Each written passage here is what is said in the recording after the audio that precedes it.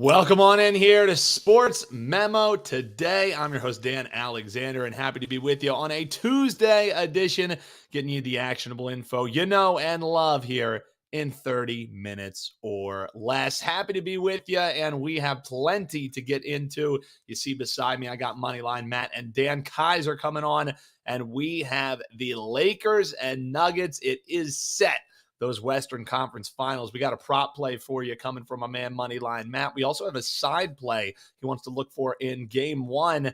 And then if you like those series long bets, my man Dan Kaiser going to come on. He's got a take on who's going to be taking that home and represent the West in the NBA Finals coming up here. And he's also got a little short-term series. He's got the Cleveland Guardians and the Chicago White Sox, and he thinks one of those teams is going to get it done in 3 coming up this week. So we got 4 different bets coming your way, free play 4 here on a $2 Tuesday. And it's exciting because typically what we have done is a $5 Tuesday here at Sports Memo, but we're doing something a little bit different. It's actually even a better deal now. How about 2 handicappers for just $3? So you get to knock $1 off and you get 2 top-rated plays, one from Billy Coleman, a 5% play from him. And it's pretty exciting that we're able to get 2 different plays for you for just $3. So let's get right into it and welcome in my man Moneyline Matt. He told me to try and keep him short because he could talk about this series forever. So you'll have to stay tuned for Triple Double. You'll have to check him out on Twitter as well. But let's start off, I guess, with Game 1. Sure, you have a side that you like, but why not let's start with a series wager? Because you love doing these prop plays. You love finding plus money in the prop market. And you think there might just be some guy who is eaten under the basket. Who do you think is going to lead us in rebounds as the series goes on? Yeah, 100%, Dan. I'm always looking for different ways to find value, whether it be the series, whether it be the game, whether it be a same-game parlay, a little bit of anything. And right now, I think there's some definite value with Anthony Davis, top rebounder throughout the series. Okay, and one thing that is interesting, and I don't think a lot of people realize this, is the fact that Anthony Davis was actually the top rebounder in the NBA, but he only had 56 games played, so it didn't count. Anthony Davis averaged 12.5 rebounds per game in comparison to Domantas Sabonis, who had 12.3 rebounds per game. The only difference is Sabonis had the games necessary. And in this series, I think there is a huge focus on Anthony Davis versus Nikola Jokic. I even like to call this a legacy series for Anthony Davis. There is no one throughout the NBA who has gotten, honestly, just more shit than Anthony Davis because of his injuries. And you do completely understand that. But when Anthony Davis is playing at a top level, I personally think he is the best dual threat player, both offensively and defensively. In both of these series too. Obviously, in this matchup, currently, Nikola Jokic is the leader for the top rebounder at -110. So I do think there's value here with Anthony Davis because 2 things. Anthony Davis out-rebounded him in the regular season, and he's out-rebounded him in both series throughout the playoffs.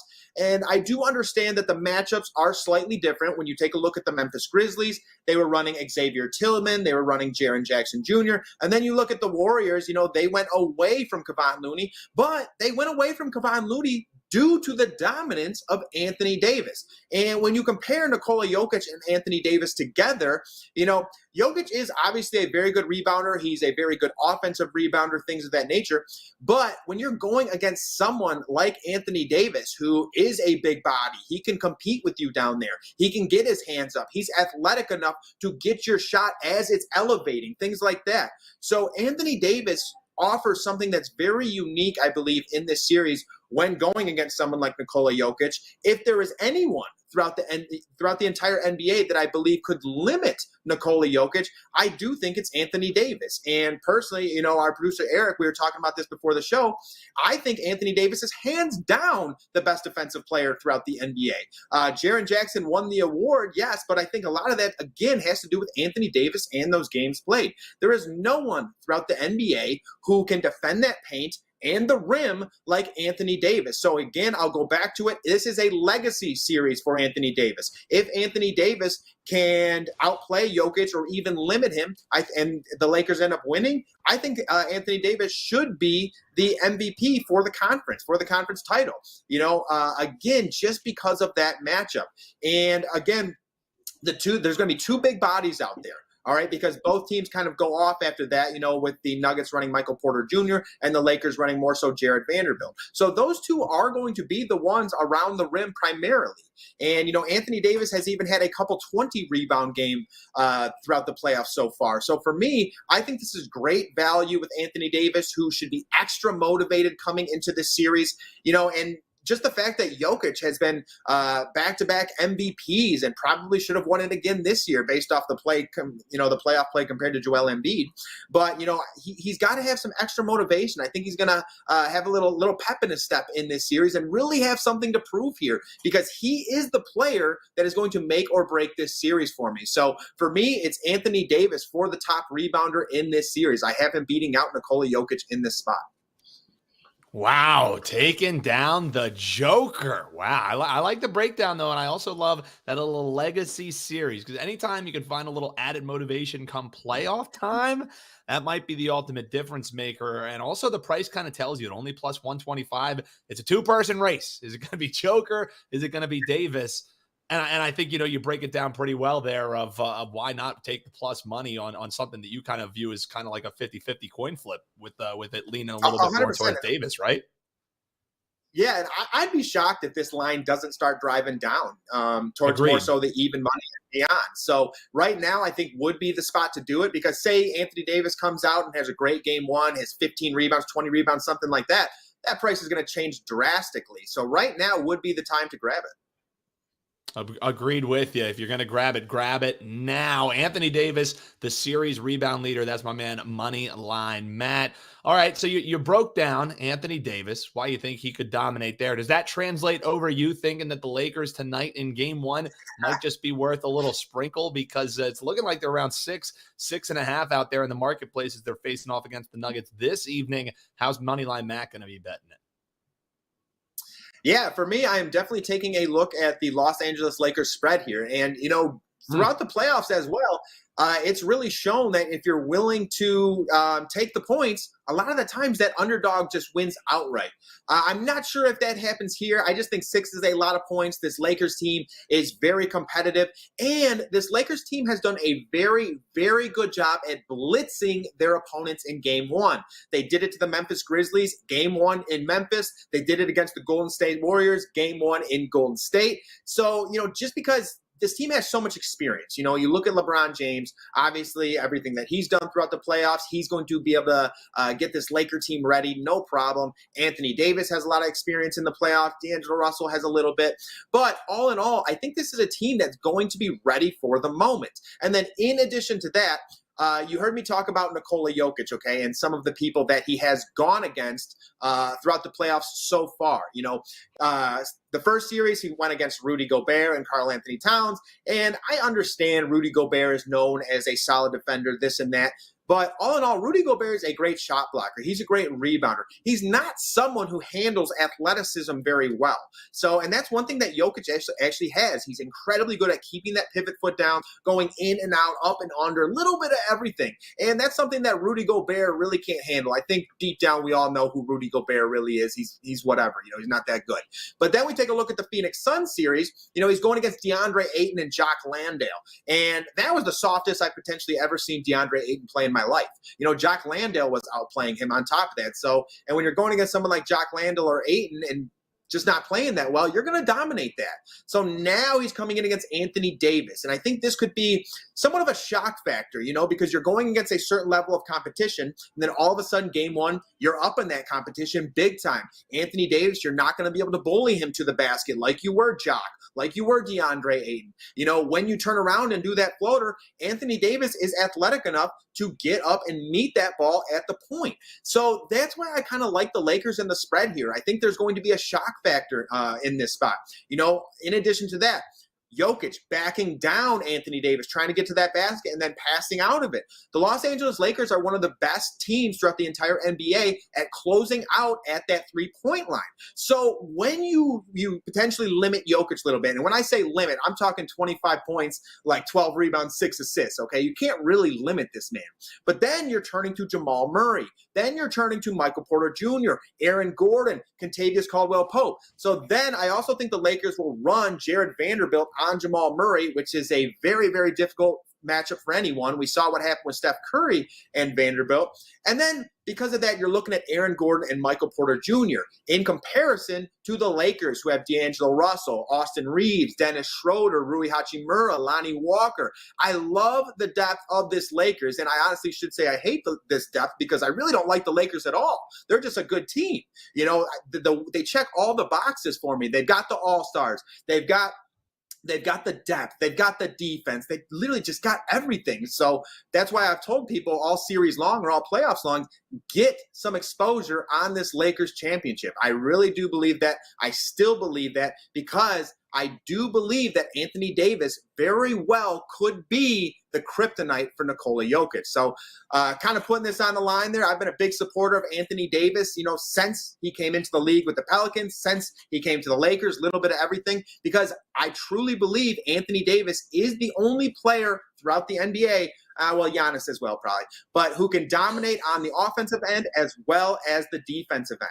So I think he is going to be a huge focal point in the series. Once again, I'm going back to it. This is a legacy series. I don't want to hear about the LeBron James shit. This is an Anthony Davis legacy series, okay? Jokic versus Davis. This is what the people need to focus on because whoever wins this matchup will win the series, okay? But tonight, I'm with the Lakers +6. Man, all I'll say is if Anthony Davis goes down at all in this series, this will be going up in smoke rather quickly because the love for the Lakers definitely hinging on the love for Anthony Davis. But no, I love the breakdown there, and also with the Lakers, got a personal rooting interest as Lonnie Walker, a hometown guy where I'm from. So seeing him and what he did in that closeout game was something special, in that game 6 rather. All right, man, I love it. Lakers +6, and we're looking at Anthony Davis, rebound leader for the series. When people head on over to your page and hopefully after cashing one of these plays, what are they going to find locked and loaded over there at sportsmemo.com?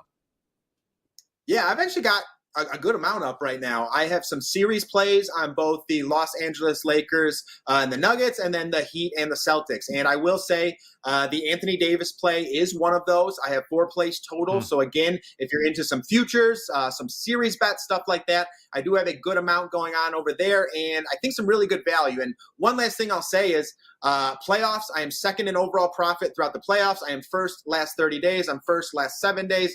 Been running really, really hot, and I'm very pleased with the way things have been going. Very happy for all my subscribers because I was able to do this last year, but I wasn't with Sports Memo and Wager Talk. So it's nice to come in, replicate it once again, and give some people a lot of wins. You know, we're riding, I think, around 62% over the entirety of the NBA playoffs, and we're not done yet. There's still a lot of basketball to go, so got to keep picking these winners.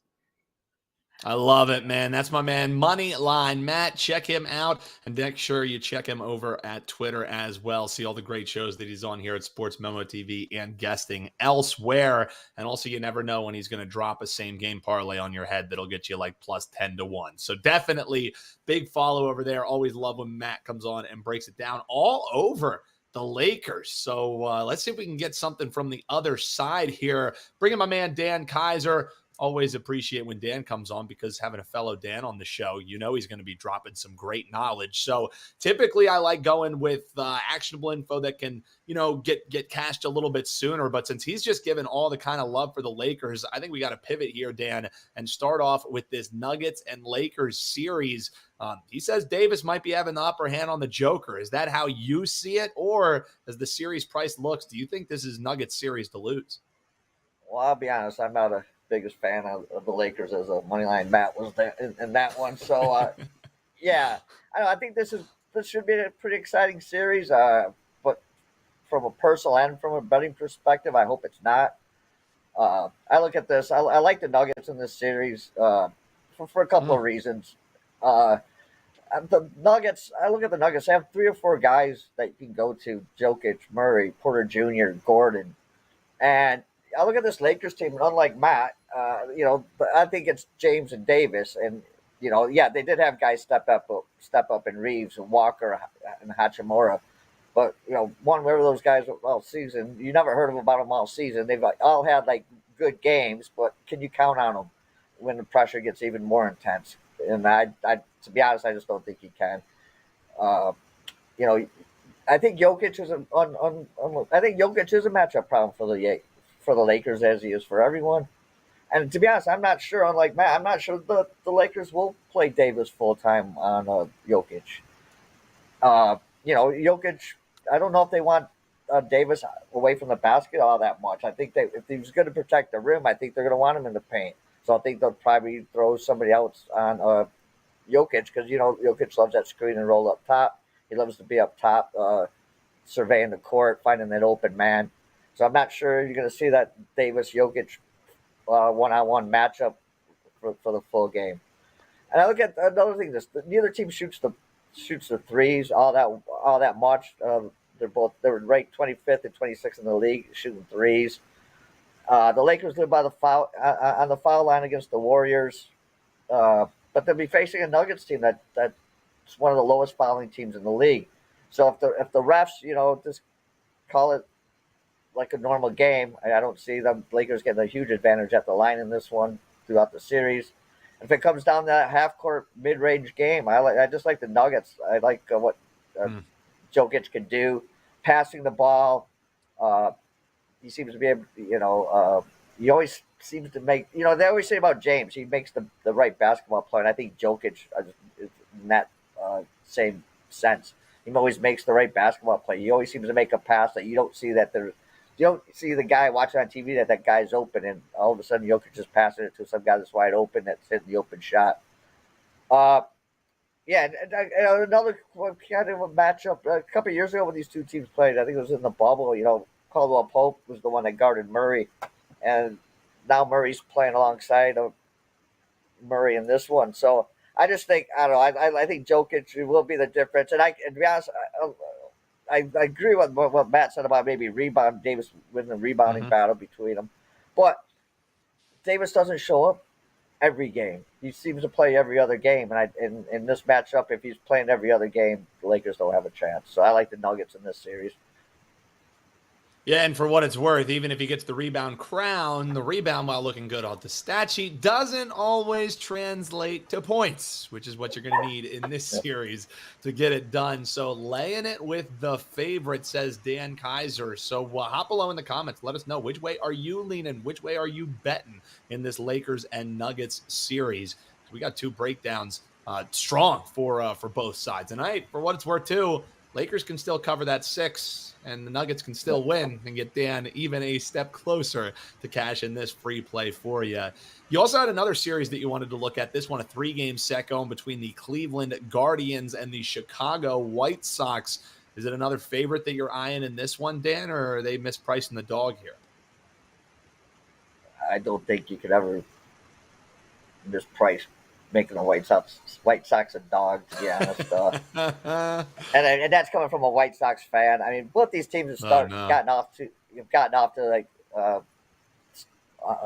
bad starts. They weren't expecting this to start the season.